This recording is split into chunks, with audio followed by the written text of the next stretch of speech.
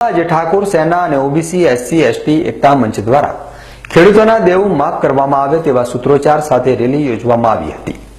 સમગ્ર ગુજરાતમાં ખેડૂતો ઉપરના દેવાને માફ કરવામાં આવે તે માટે આંદોલન થઈ રહ્યા છે।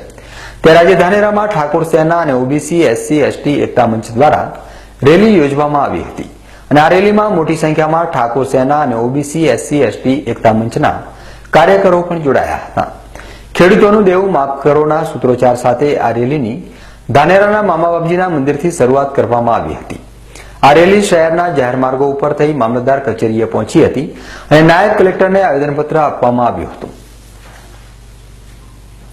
ઓબીસી એસટી એસસી એકતા મંચ અને ગુજરાત ક્ષત્રિય ઠાકોર સેના દ્વારા આખા ગુજરાતના ખેડૂતોનું દેવું માફ થાય તે માટે અમે ધાનેરા તાલુકાની ટીમ સાથે કલેક્ટર સાહેબને આવેદનપત્ર આપવા આવ્યા છીએ અને કલેક્ટર સાહેબને રજૂઆત કરી છે કે સાહેબ અમારા આખા ગુજરાતના ખેડૂતોનું દેવું માફ થાય એવી આપ સરકારશ્રીને રજૂઆત કરો। જો ભાજપની સરકાર આખા ભારત દેશમાં સરકાર બનાવવા માટે તમામ ખેડૂતોનું દેવું માફ કરતી હોય તો ગુજરાતમાં તો એમની વર્ષોથી સરકાર, અમારી એક જ રજૂઆત છે કે ગુજરાતના દેવું